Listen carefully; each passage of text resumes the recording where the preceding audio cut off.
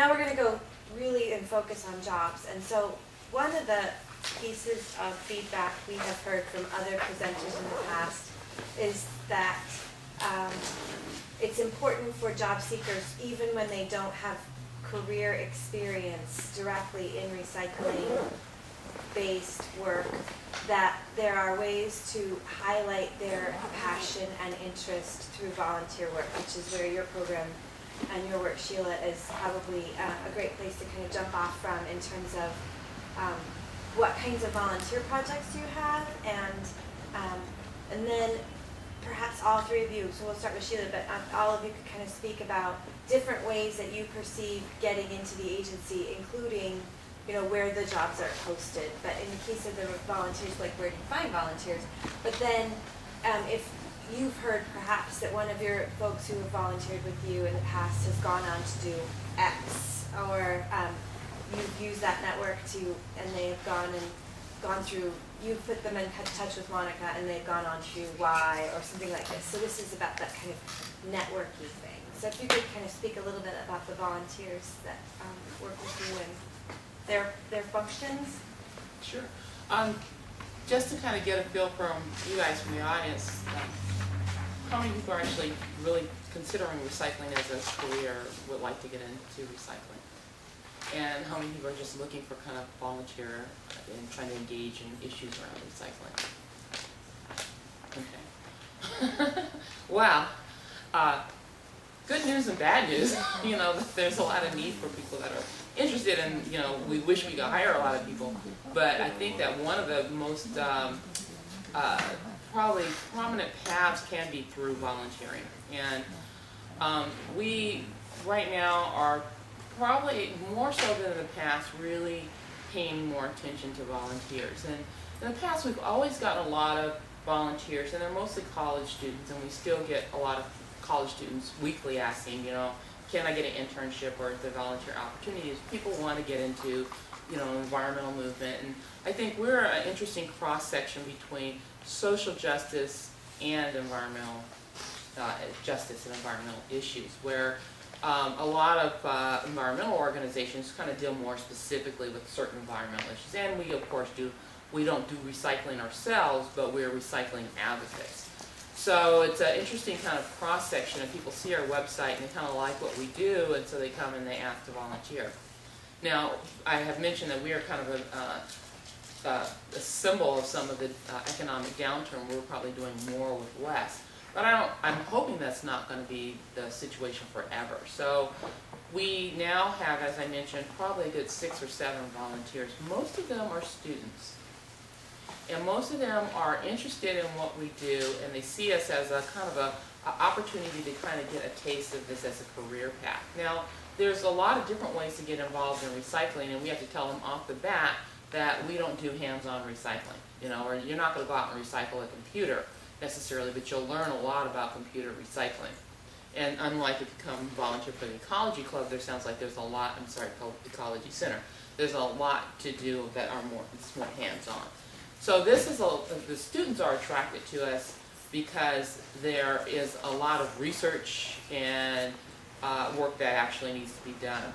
So for example, right now one of the volunteers that is working with us, in terms of recycling, we worked really hard to get the state of California to start up an electronic recycling program, and they were one of the first in the state to ban electronics from the landfill and then to pass electronic recycling legislation. It's not good legislation, but there's a pretty robust recycling program. So if you're interested in electronic recycling, let's say working for a recycler, you know, there are opportunities there too, but that's not what we do.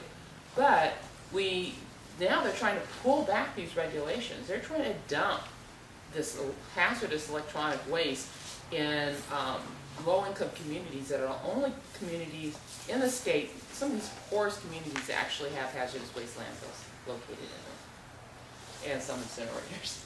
And so we're trying to make a case like they should not do this. Now it seems obvious to all of us, but we need to actually be able to build that case and have the documentation about these communities and work with those communities to advocate against this. And so we have some of the volunteers that are helping us do that. So and these are really great volunteers, and I'm looking at a lot of them. And another volunteer that we recently had that went to, and this is, she wanted to do development with us. So this is a student, he wants to get into environmental issues and wants a career, and he's doing a great job. And if he asked me for a job recommendation, I would definitely give him one. Another example is a woman that came really recently to us, and she had graduated probably about a year ago, and she was having a, you know, like everybody else in a hard economy, so she's been volunteering. She came to us and asked to volunteer in the development, meaning trying to raise money. Now, we did need it, but the type of, she went to do foundation work, and we really weren't looking at foundation work. We said, you know what, you can help us, we really need, you're 20-something, can you help us tweet and get on Facebook? And so she helped tweet and get on Facebook, and she's just such a really responsive and proactive person, and just a really great worker, that eventually I did hire her as contract to do some of the fundraising. So that's kind of one way to kind of get into an organization through volunteering, and then potentially get a contract with them. But more importantly, she was really job seeking. She was clear that she was job seeking, and so every time she needed a job recommendation, she was calling me. She just recently got a job with one of the local advocacy groups around transportation. So even if we can't offer you a job, you know, working with us and doing volunteer work, if you're looking to get into this sector, is a good way to build a resume to get recommendations. And that's clear to us that that's what a lot of volunteers want to do. And every time I got lots of calls from her. She was like in final interviews for like 3 or 4 really great groups, you know.